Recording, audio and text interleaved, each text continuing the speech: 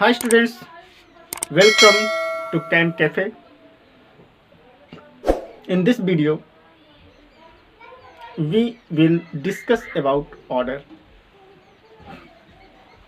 Order क्या होता है, कैसे होता है, कितने तरीके का होता है और उसका इंटीग्रेटेड रेट। तो क्वेश्चन अराइज होता है ऑर्डर है क्या। तो सिंपल सा ऑर्डर कंसंट्रेशन टर्म्स का सम होता है जिसके ऊपर किसी भी केमिकल इक्वेशंस का रेट डिपेंड करता है। आप कह सकते हो sum of concentration terms on which rate of reaction actually depends. Sum of concentration terms on which rate of reaction actually depend.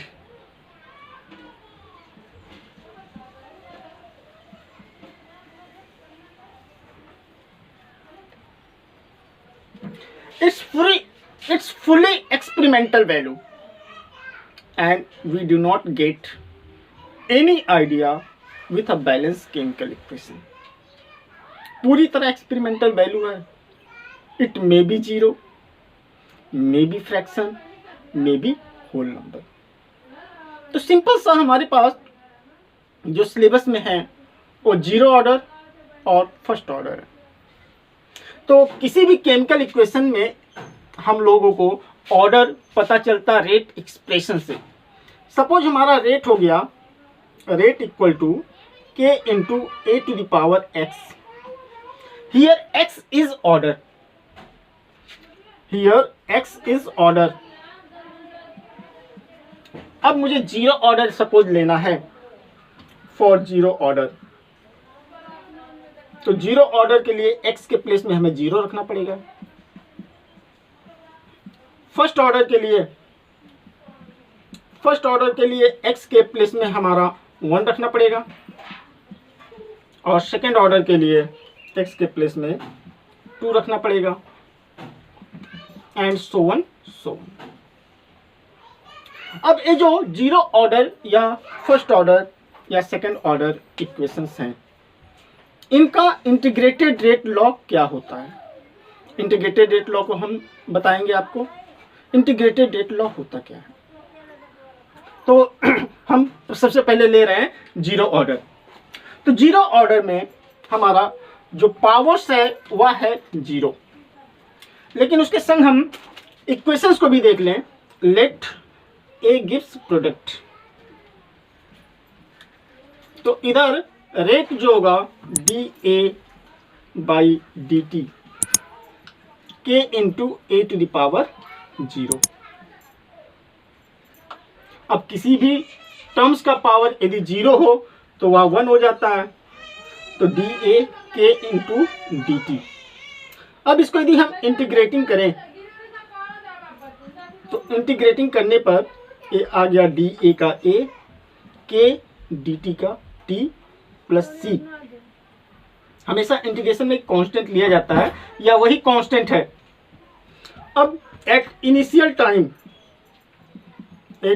Time that's t equal to 0 A equal to A naught says let किया मैंने, तो मेरा क्या हो गया A naught k into 0 plus C का value आ गया A not. इस सी का वैल्यू यदि हम मेन इक्वेशन में पुट करें तो minus A k t minus A not.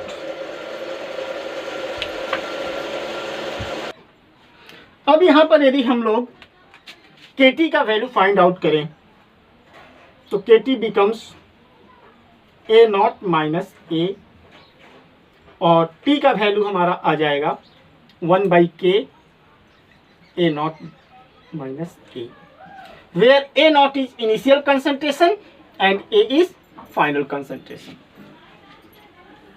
अब इसके द्वारा हम लोग हाफ लाइफ पीरियड भी निकाल सकते हैं। हाफ लाइफ पीरियड मीन्स किसी भी रिएक्शंस को हाफ कंप्लीट होने में कितना टाइम लगे। आप कह सकते हो time required to complete half of the reactions. Time required to complete half of the reaction is known as half life period. यानी जैसे हम कोई भी रिएक्शंस 10 kg लिए हैं, रिएक्टेंट, कितने समय में वो 5 kg हो जाएगा, उसी समय को बोला जाता है हाफ लाइफ पीरियड। तो हाफ लाइफ पीरियड को हम लोग टी हाफ से डिनोट करते हैं, और t half equal to for zero order half life period.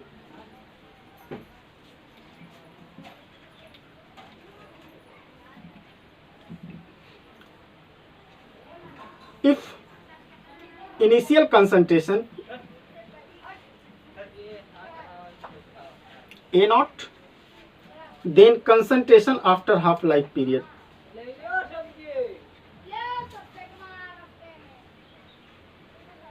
After half life period,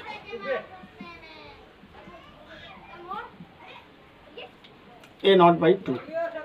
इन दोनों वैल्यू को मैंने यहाँ रखा। हाफ लाइफ पीरियड को टी हाफ से डिनोट किया जाता है, तो आया आपका t half equal to 1/k A naught minus A naught by 2। Subtract किया तो t half equal to A naught by 2k आया। It's for half life period. और किसके लिए? Only for zero order, only for, sorry यहाँ पे order होगा, only for zero order reactions के लिए। यदि फर्स्ट ऑर्डर होगा तो हम लोग नहीं निकाल पाएंगे, जीरो ऑर्डर के लिए ही ए है। क्वेश्चन राइज होता है फर्स्ट ऑर्डर के लिए क्या होगा, तो फर्स्ट ऑर्डर के लिए इंटीग्रेटेड रेट लॉ कुछ हटके होगा। हमें फिर से एक इक्वेशन एज्यूम करना पड़ेगा। हमने एक इक्वेशन लिया, उस इक्वेशन के थ्रू मैं अब फर्स्ट ऑर्डर का इंटीग्रेटेड रेट लॉ और हाफ लाइफ पीरियड बताऊंगा। हमारे पास एक इक्वेशन है, ए गिव्स प्रोडक्ट, तो हमारे पास जो रेट होगा D A by D t वो हो जाएगा k into A to the power 1, A to the power 1। अब इसको मैं सजाया तो आया डी ए बाई ए के इंटू डी टी, और जैसे ही इसको इंटीग्रेट किया, इंटीग्रेटिंग करने के बाद यह minus l N A k T plus सी। मैं एल एन लिखा हूं, एल एन का मतलब हुआ लॉग बेस ई, और जहां एलओजी होता है लॉग कंप्लीटली, उसका मतलब हुआ बेस 10। लेकिन इंटीग्रेशन में हमेशा बेस ई होता है, इसलिए हमें ई लिखना पड़ा। फिर हम लोग इनिशियल टाइम पे लेंगे, let at t equal to 0 A equal to A naught, तो हमारा सी आ गया minus l N A naught. इन डेटा को मैं फर्दर प्रीवियस इक्वेशन में रखा तो आया l N A k t minus l N A naught. K t का वैल्यू निकाला तो आया l N A not minus l N A. Log के अंदर यदि माइनस होता है तो वह डिवाइड हो जाता है। K T equal to L N A not by A. अब लॉग बेस ई को लॉग बेस 10 में हमें यदि कन्वर्ट करना है तो हमें 2.303 से मल्टीप्लाई करना पड़ेगा। 2.303 log A not by A, यहाँ ए नॉट और ए कंसंट्रेशन है, तो K T equal to 2.303 log A not by A. ए हमारा इंटीग्रेटेड रेट लॉ है जीरो ऑर्डर्स के लिए। इसके आगे हम लोग जीरो ऑर्डर का हाफ लाइफ पीरियड भी बताएंगे, लेकिन सबसे पहले इंटीग्रेटेड रेट लॉ आप लोग एक बार केयरफुली देख लीजिए। पूरी तरह मैथमेटिकल डेरिवेशंस है, यहाँ कुछ भी करना नहीं है। यदि थोड़ा भी इंटीग्रेशन का तरीका आपको मालूम है तो आप बहुत ही आसानी से इसको कर लीजिएगा, और आप 12 में बहुत अच्छी तरह से इंटीग्रेशन किए हो मैथमेटिक्स में। अब मैं फर्स्ट ऑर्डर का हाफ लाइफ पीरियड बता रहा हूँ। तो जैसे पिछली बार मैंने जीरो ऑर्डर के लिए बताया था कि इनिशियल कंसंट्रेशन जो है फाइनल कंसंट्रेशन उसका हाफ हो जाएगा। यहाँ इनिशियल कंसंट्रेशन यदि ए नॉट है तो फाइनल कंसंट्रेशन हो जाएगा ए नॉट बाई 2, यानी final concentration means after half life period. And you know very well that half life period is the time required to complete half of the reactions.